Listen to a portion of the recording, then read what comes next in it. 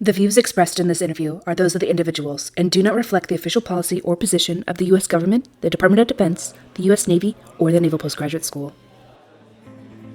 Welcome to the Trident Room, brewer of stout conversation, unfiltered and on tap. On today's episode, the Trident Room Podcast host, Michael Gannon, sits down with Aviator of the Year, Captain Valerie Smith. Good afternoon. Today I have with me on the Trident Room Podcast is Captain Valerie Smith.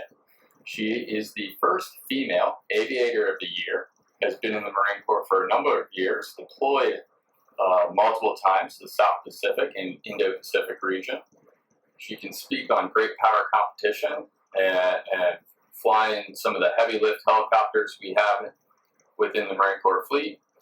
So, Valerie, would you like to give us a brief introduction, tell us about yourself? Sure, and I appreciate the invitation to speak with you, so I'm happy our schedules were able to sync and happy to be here. I grew up in Bucks County, which is an area in Northeast Philadelphia. It's a town called Holland. I went to school at the Naval Academy and graduated in 2012 with a BS in physics. I also minored in Spanish. I joined the Marine Corps. What spurred my interest, when I was about 8, my family went to the Ohio State Fair for a family vacation, and they had a booth set up there for recruiting with a set of pull-up bars next to it, and a circle had joined around. People were trying to egg each other on to do pull-ups, and just my memory of that was I wanted to be part of something like that, a family, competitive, people pushing each other, but it was good-hearted and seemed like a lot of fun to me at the time. As I grew up, I went to work with my mom. She works at Naval Systems Command, it used to be called NAVSEP in Philadelphia, and going in every year for Take Your Child to Work Day, little interactions just kind of fueled that Marine Corps was the right decision for me. She would mention, the Marines always look more sharp in their uniform than the Navy officers that are building, or the Marines always look you in the eyes and greet you as you pass in the hallway. And that's not always the case with the Navy personnel she worked with. And then ultimately at the Naval Academy, a lot of summer training experiences. We got to shadow some Navy enlisted. We also did some Marine Corps training in the summer training blocks. And that just really solidified it for me. I wanted to be part of a unit that had that familial camaraderie, but also people were always competing to be the best, and they expected the best from you. So I'm happy with my decision ultimately to commission Marine Corps. And I'm not sure where I picked up the interest to fly helicopters, but that was just something my 8-year-old mind had set on. So I think a lot of things just came to fruition from years of thinking about it. Flash forward, you were recognized as the first female Aviator of the Year in the Marine Corps. So walk us through that process and sort of how you felt through the entire thing. Sure. To my knowledge, the command put together an award write-up. I think the due date was probably around November of 2019. Or it was probably December, since the award for 2020 included the entire calendar year of 2019. And then the award winner, Mar Admin, came out around March, right around when COVID had the procedures had kicked in, and everyone was wearing random face masks around, like neck gaiters and the t-shirts, the skivvy shirts. The Marine Corps sent instructions out how to tie that around your face. So that was very surprising to me. The way the process works, the squadrons submit their awardees for competition essentially at the mag level at group, and then the winners at group go up to the wing level to compete. And so then ultimately the Marine Corps Aviator of the Year is selected at the DCA's office one of 3 of the wings. So I was competing at third mile. I was competing against second and first miles winner. So I definitely wasn't expecting as a 53 pilot to have won the award.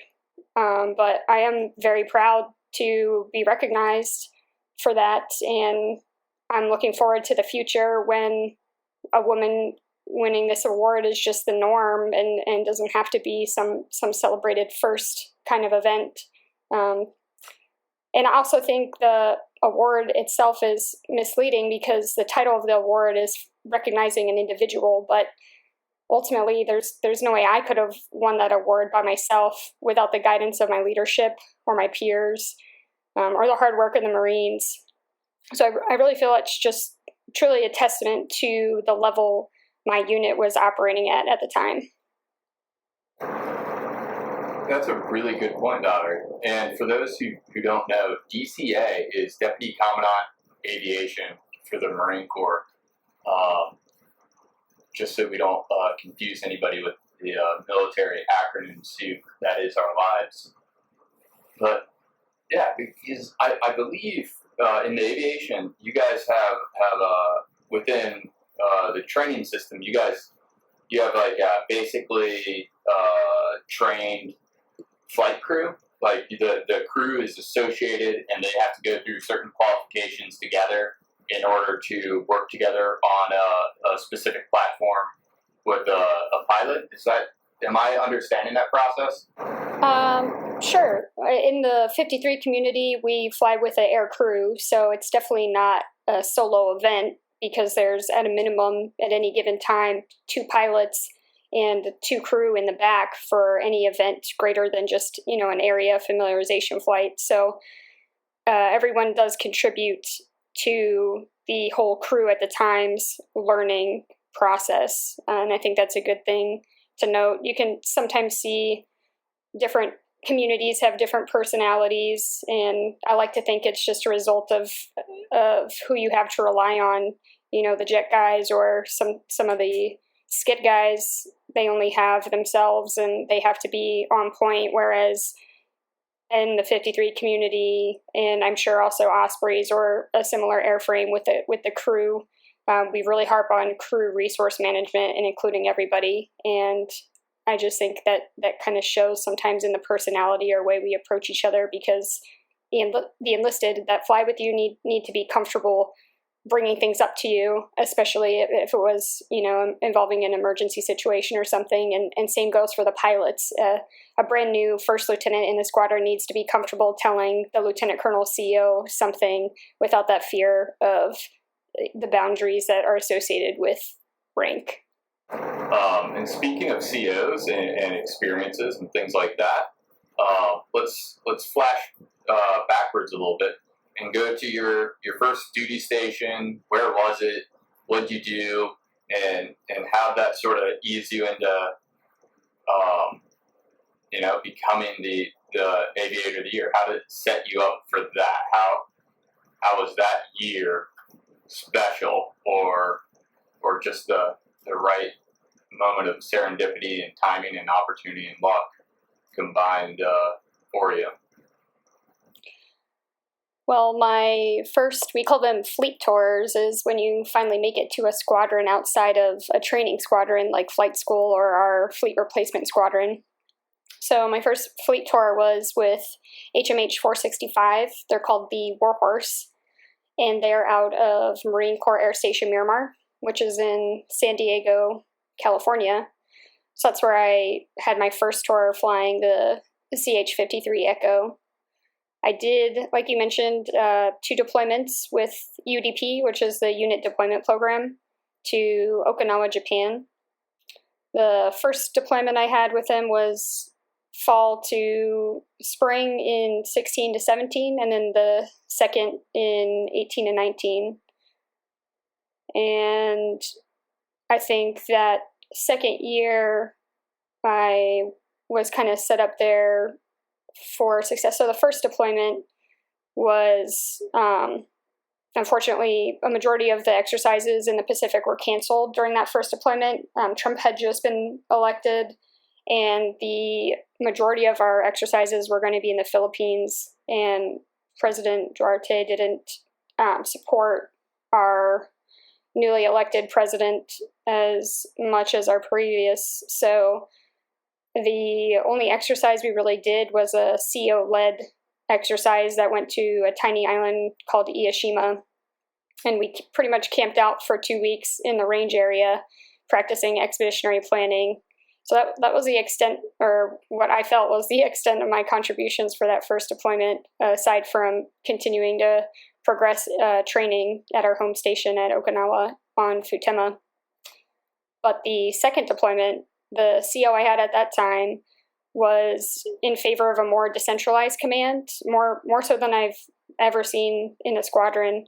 And so that type of leadership empowered the Marines, and it encouraged everyone to step up, not just administratively, but operationally.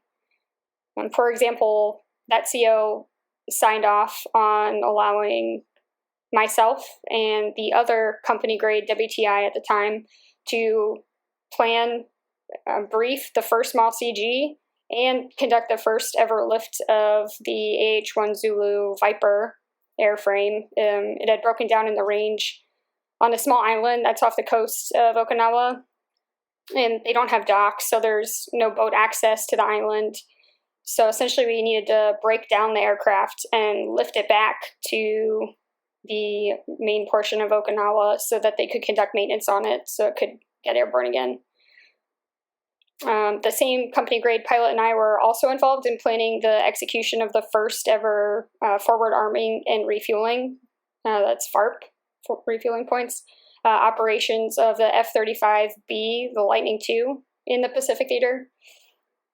So strategic implications with that, essentially is proof of concept. They went out to Ieshima and landed at the FCLP pad there, which is constructed essentially a boat landing setup, but without a boat, just on the land there by the runway. So, but it's simulating that, you know, they're coming in to land on a boat, and then 53s carried all of the gas, and we also had training bombs, GBUs, that our ordnance conducted training with their ordnance shop, and we were able to upload all of that. So again, simulating this, you know, organic Marine Corps aviation supply chain that we could essentially, if we did it there, we could take it anywhere.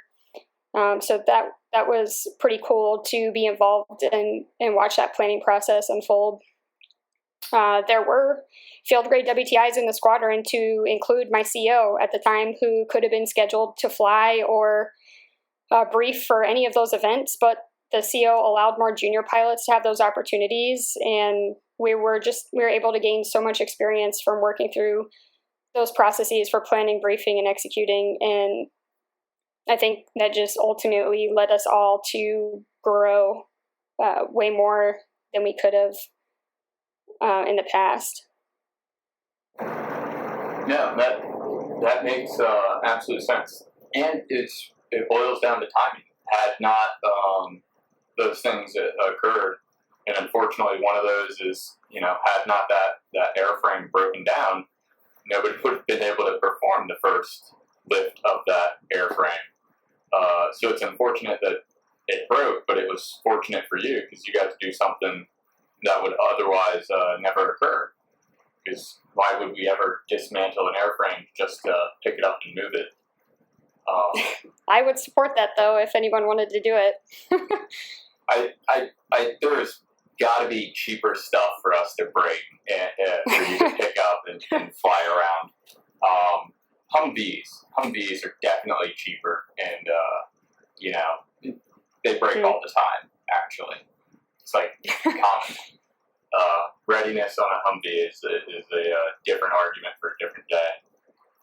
So you got two back-to-back UDPs, which is awesome, and obviously that set you up for a lot of firsts, and that gave you the opportunities and the CO's personality and willingness to accept risks, giving a junior captain a WTI nonetheless, but giving a junior captain the briefing and flying responsibilities,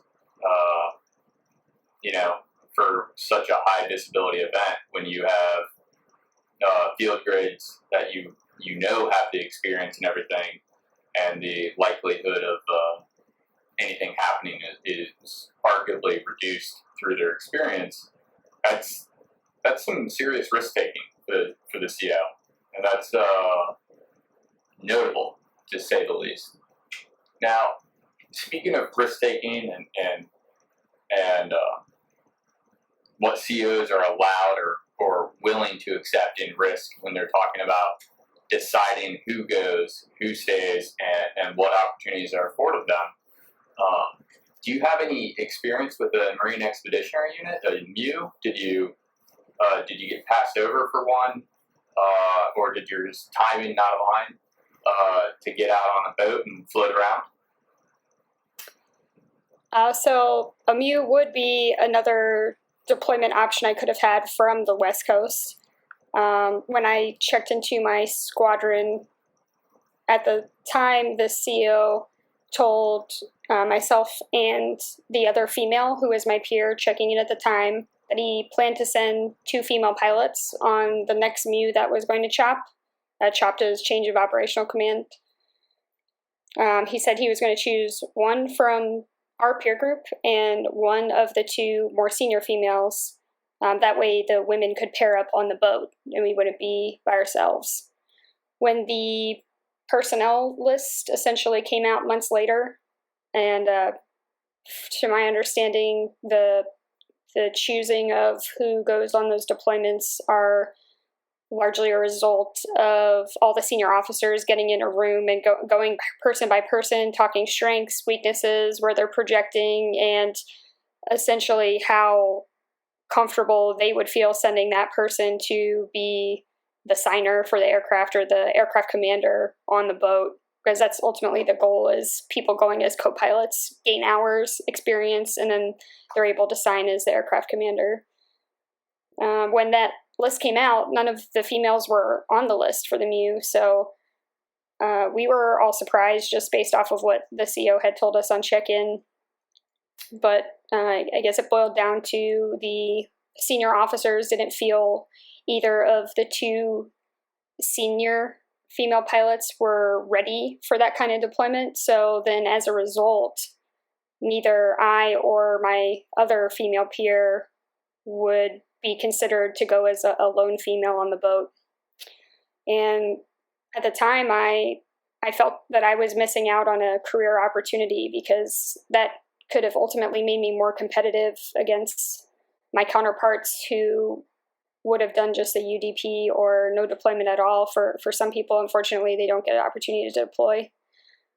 I was told as a new co-pilot on the MU on paper that would look better for boards than the other 2 options. So I felt frustrated that I potentially wasn't looked at for that deployment purely because of my gender and only the potential that something bad could happen. I did get an opportunity later to speak with my CO, and looking back on it, I believe he was genuinely trying to shield us from having to experience the heartache that results from natural segregation that can occur on the boat by living in different quarters and getting on different schedules than the majority of the male pilot group. And I'm glad he was willing to talk to me about his thought process in making that kind of decision, because it's provided me something to think over and keep in mind over these past couple of years and as I go forward in my career. As leaders, while we attempt to look out for the well-being of our Marines, we also have to ensure we're not hindering them in the process, and especially if we're solely basing that decision on assumptions of what may happen or things that may have happened in the past. But I like to think the Marine Corps is continually evolving, and especially in regards to inclusivity. No, and you bring up a really good point about some of the natural segregation that occurs. And, the colloquial term is locker room talk, and I'm not using that, but, you go out for unit PT in the morning, everybody's showering afterwards. Obviously, the showering areas and restrooms, the heads, are in separate areas. And if you're in garrison, you're talking about what you're doing that weekend. You're talking about if the kids have soccer games, if, the wives, have something going on, just banter, just the normal conversational stuff. And you're trying to figure out, what your weekend plans are. If you thought you were going to do X, Y, and Z, and, you found out that, it's not happening for whatever reason, and now you have the weekend off, and you're scrambling to figure out how you're going to fill this newfound 24 hours or 48 hours of your life back. And you're just, for no fault of your own, you're just not there. How do you sort of deal with that, just not being there for no fault of your own, when sort of the sidebar conversations just sort of occur naturally to, plan things out and sort of build camaraderie within a unit? How do you sort of process and work through that? Yeah, that's a great question. That's something that bothered me to no end when I was a brand new first lieutenant in my fleet squadron.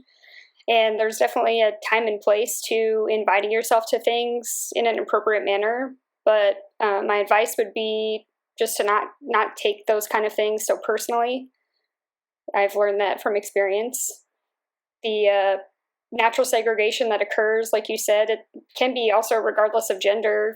Two guys in your scenario, two guys, are in the head, or they could be at the barber shop, and then they make plans to get lunch. Then at lunch, it just snowballs into making a weekend plan or going to the kids' soccer games, like you said. But that doesn't mean it intentionally that they went out of their way to not include certain people.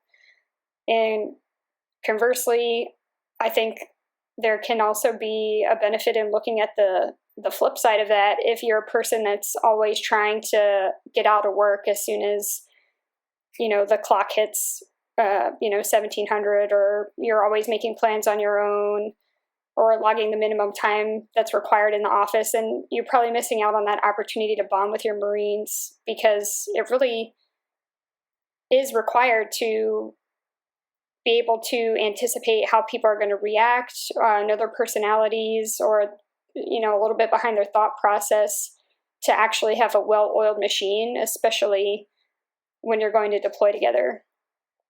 And as leaders, we need to be cognizant of the contributors to natural segregation. Example, I actually talked about recently with someone from my TBS platoon, but when I was in TBS, all of the rooms for the officers in my platoon were in one hallway, except for 2 rooms. And those 2 rooms were the only female rooms of our platoon. They were comprised of women from all of the squads, and there was no reason in particular that our rooms needed to be separated from the males. The remainder of our hallway upstairs consisted of both male and female rooms from the next platoon. And as a result of us being on a different floor than the entire rest of our platoon, our peer leadership on more than one occasion did not come up the stairs to pass us word. Out of sight, out of mind. If they got word from our SPC, whose office was also on their floor, they would just yell down the hallway, and that sufficed for everyone living on the same floor. But there were multiple occasions when someone would come running up the stairs.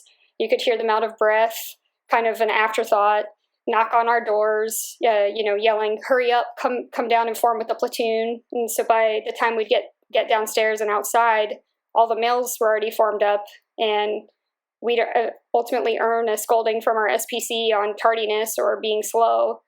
And it made all the females look bad, being late on multiple occasions. But in reality, it was the leadership not reaching out to the Marines, and, kind of an affront to the females. I think it just gave a bad rap even from the get-go. And that's I think TBS is a formative part. You're in groups with your peers and being evaluated by your peers. So, it ultimately was out of our hands whether people chose to come upstairs or not, or I guess another option could have been that we could have camped out downstairs, but sometimes that's not realistic if you're trying to accomplish things in your room on a computer, cleaning your weapon, things like that. So my lesson learned from that is don't forget the Marines on the second floor. Thanks for joining us in the Trident Room. For more information about today's guest and topics, please visit the show notes. The Trident Room Podcast has been brought to you by the Naval Postgraduate School, Alumni Association, and Foundation. For questions, comments, and suggestions, please email us at tridentroompodcasthost@nps.edu and find us online at nps.edu/tridentroompodcast.